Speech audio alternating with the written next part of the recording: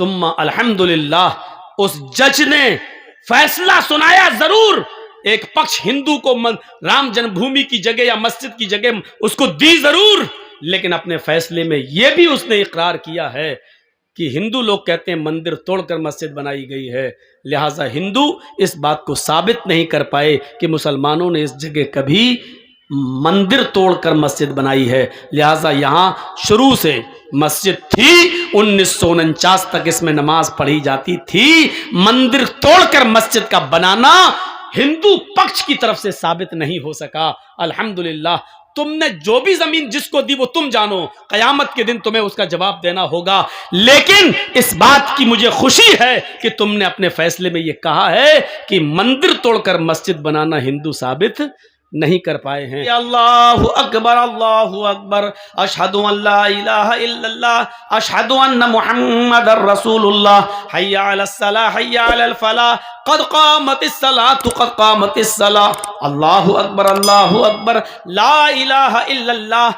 جب اس طریقے کے اقامت جب کہہ دی جاتی ہے، حضرت عمر فاروق قبلے کی طرف چہرہ کر کے اللہ اکبر کہنے والے ہیں، نماز کے لیے اللہ اکبر کہنے والے ہیں. اچانک ان کے ذہن میں کوئی بات آتی ہے اور وہاں سے نکلتے ہیں، لوگوں چلو ہم یہاں نماز نہیں پڑھیں گے. اقامت ہو گئی، تکبیر کہہ دی گئی، لیکن حضرت عمر نے کیا کہا، یہاں سے نکلو، یہاں نماز نہیں پڑھیں گے. لوگوں نے کہا جب پڑھنا ہی نہیں تھی تو آئے کیوں؟ کہا بعد میں بتاؤں گا، چلو باہر نکلے.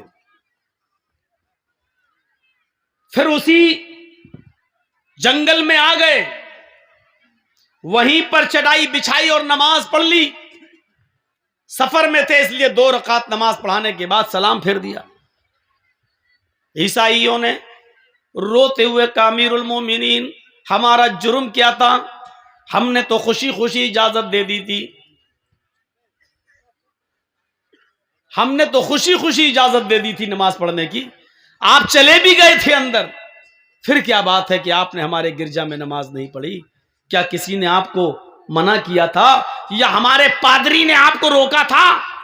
حضرت عمر کہتے ہیں نہیں، بلکہ میں خود اپنی مرضی سے نکلا. کہا کیوں؟ کیا ہماری اجازت نہیں تھی یا ہمارے گرجا میں آپ کی نماز نہیں ہوتی؟ آپ کے عقیدے کے مطابق زمین پاک ہونا چاہیے تھی، میں نے دھو دیا تھا گرجا. آپ کے عقیدے کے مطابق اس میں مورتی نہیں ہونی چاہیے تھی، میں نے مورتی ہٹا رکھی تھی، پھر اس میں آپ کی نماز کیوں نہیں ہوتی؟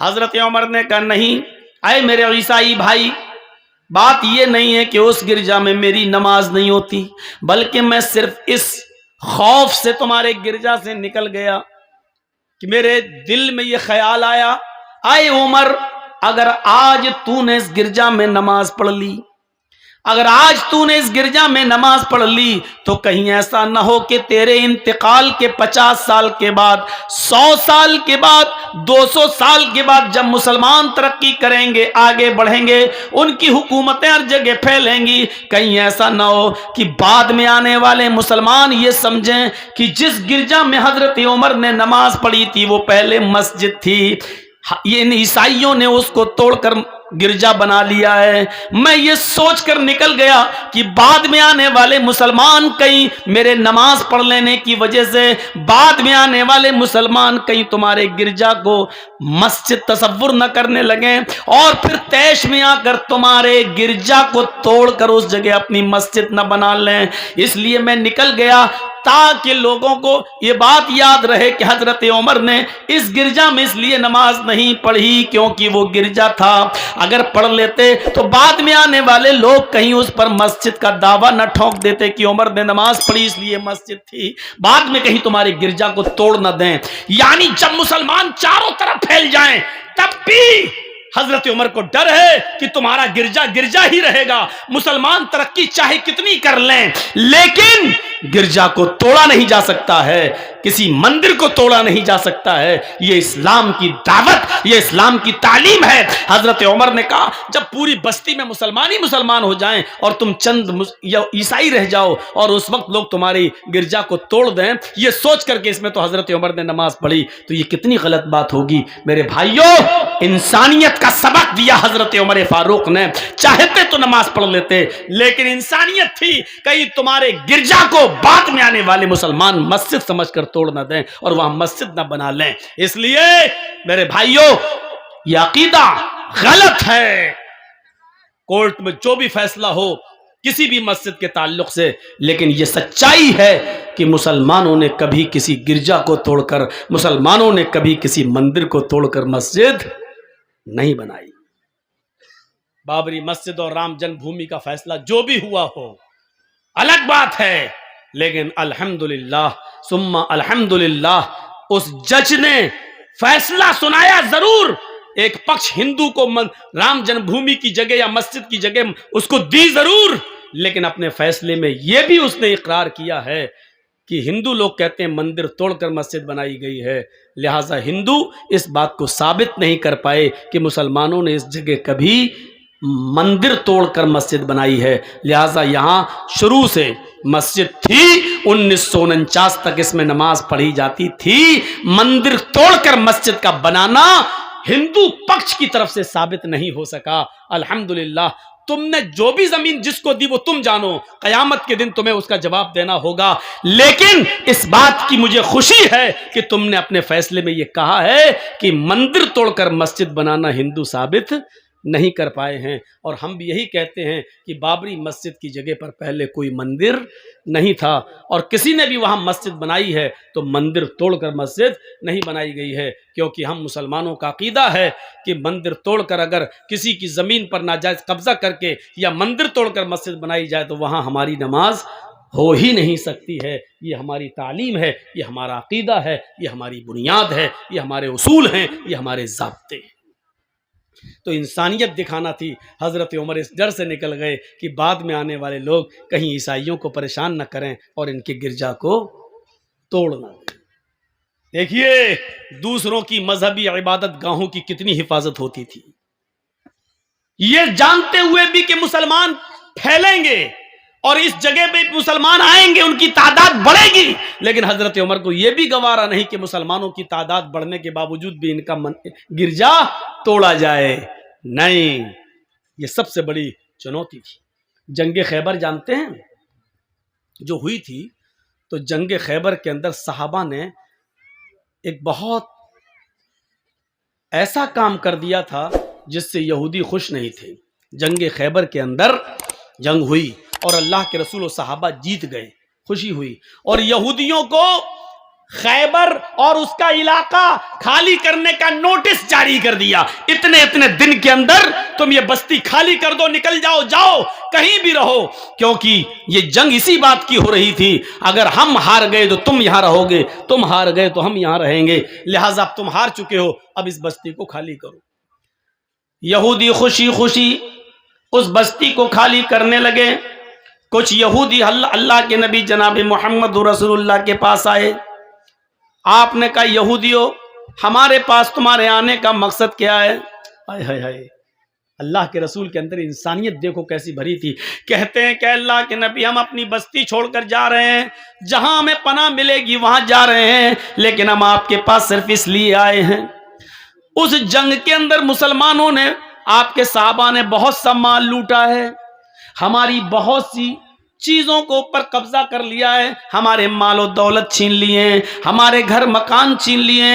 अल्लाह के नबी ने कहा ये तो जंगों में लूटा हुआ माल होता है, क्या जहां हम हारते हैं क्या तुम लोग उसमें माल नहीं लूटते हो?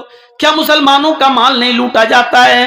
फरमाया अल्लाह के नबी, हम आपसे माल मांगने नहीं आए, सोना चांदी मांगने नहीं आए, आपने जंग जीती है और सहाबा ने जंग जीती है, हमारा माल रख लीजिए, दौलत रख लीजिए, जमीन रख लीजिए, मुझे कोई सरोकार नहीं है, मैं इन तमाम चीजों को छोड़ रहा हूं।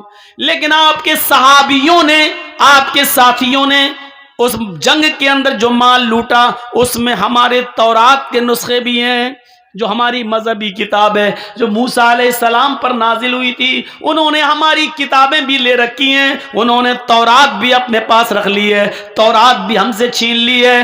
تو گھر کا جب سارا سامان لوٹا گیا تو اس میں ہمارے گھر کی کتابیں، تورات جو ہم آسمانی کتاب مانتے جو موسیٰ پر نازل ہوئی، انہوں نے ہماری ان کتابوں کو، اس تورات کو بھی لے رکھا ہے۔ ہم چاہتے ہیں کہ ہمیں ہماری کتاب مل جائے، ہم چاہتے ہیں کہ ہمیں ہماری تورات مل جائے تاکہ ہم جس جگہ بھی جائیں تو ہم تورات کی تلاوت کر سکیں۔ اللہ کے نبی نے سارے صحابہ کو بلایا اور بلانے کے بعد کا خبردار، تم نے جو مال لوٹا ہے اس مال کو یہاں جمع کریے، اس مال کو یہاں اکٹھا کیجئے، وہ سب مسلمانوں میں تقسیم کیا جائے گا، لیکن کسی کی مذہبی کتاب کو لوٹنے کا تمہیں کوئی حق نہیں ہے۔ تمہیں چاہیے کہ ان کے مال و دولت کو لوٹتے وقت جو ان کی کتاب تورات تمہارے پاس آئی ہے، ان کی ایک ایک کتاب تورات کو ان کے حوالے کر دیا جائے۔ یہ ان کی مذہبی کتاب ہے جو موسیٰ علیہ السلام پر نازل ہوئی ہے، ان کو اپنے عقیدے پر عمل کرنے کی اجازت ہے، ان کو اپنے موسیٰ کی لائی ہوئی شریعت پر عمل کی اجازت ہے۔ محمد رسول اللہ کی دشمنی ان کے ساتھ، ان کے مذہب کو لے کر نہیں، ان کے دین کو لے کر نہیں، ہماری وچار دھاراؤں کی لڑائی ہے، ہمارے خیالات کی لڑائی ہے، ان کی مذہبی لڑائی نہیں ہے۔ انہوں نے ہمیں ستایا تھا، ہمارے صحابہ کو تنگ کیا تھا، اس لیے یہ جنگ ہم نے کی تھی، ورنہ ہم کسی کو ان کی مذہبی عبادت سے نہیں روکتے ہیں۔ لہٰذا ان کی کتابیں واپس کر دو۔ انسانیت کا ایسا ثبوت پیش کیا اللہ کے رسول نے کہ لوٹا ہوا مال تو آپ نے نہیں دیا کیونکہ وہ مال غنیمت ہے، لیکن اس میں جو کتابیں، جو تورات اللہ کے نبی کے صحابہ کے پاس تھی، وہ ایک ایک کر کے واپس کروا دی۔ اور ان یہودیوں نے کہا کہ ہم نے آپ سے اچھا انصاف کرنے والا آج تک کسی کو دیکھا نہیں ہے، شکریہ اے اللہ کے رسول، آپ نے ہماری کتابوں کو ہمیں واپس کر دیا ہے۔ یہاں سے ہم اندازہ لگا سکتے ہیں میرے بھائیوں، میرے دوستوں، کہ انسانیت کس چیز کا نام ہے۔ یہاں تو ایک سمودائے اگر ہمارا قرآن اس کو مل جاتا ہے تو اس کو جلاتا ہے۔ ایک سمودائے ترپورہ کے اندر دیکھ لیجئے کس طریقے سے اس کو موقع ملا تو اس نے ہماری عبادت گاہوں کو جلایا ہے، ہماری مسجدوں کو جلایا ہے، قرآن جلا دیا ہے۔ میرے پیارے ساتھیوں، اسلام کی شکشا یہ ہے کہ تم کسی کی عبادت گاہ پر حملہ نہ کرو، تم کسی کی عبادت گاہ مت توڑو، کسی کی عبادت گاہ کو توڑ کر تم اس جگہ مسجد نہیں بنا سکتے، اور بناتے ہو تو وہاں تمہاری نماز نہیں ہوگی، حرام ہے تمہارے لیے ایسا کرنا، اور تم کسی کی مذہبی کتاب نہیں جلا سکتے ہو۔ میرے بھائیوں، صحابہ کرام نے کسی کی مذہبی کتاب جلائی نہیں ہے، اگر لوٹ لیا تھا تو ان کو ان کی مذہبی کتاب واپس کرنا پڑی۔ یہ اسلام کہتا ہے۔ ذرا ہم اپنے بھارت کا جائزہ لیں کہ ہم کہاں جا رہے ہیں۔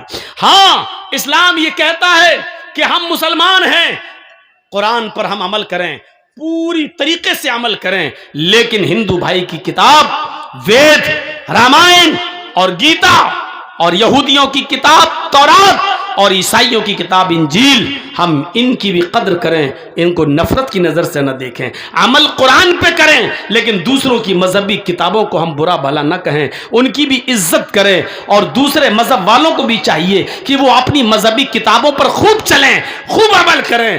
جس طریقے سے ہمیں یہ جائز نہیں ہے کہ ہم گیتا اور رامائن، وید اور پرانوں سے نفرت کریں اور ان کو پھاڑیں، اسی طریقے سے ان کو بھی اس بات کی پرمیشن نہیں ہے کہ وہ ہمارے قرآن کو جلائیں۔ میرے بھائیوں، کوئی مذہب کسی کی دھارمک گرنتھوں کو گرانے، جلانے اور ان کو پھاڑنے کی اجازت نہیں دیتا ہے۔ یہ ہمیں اور آپ کو سوچنا چاہیے کہ انسانیت کس چیز کا نام ہے۔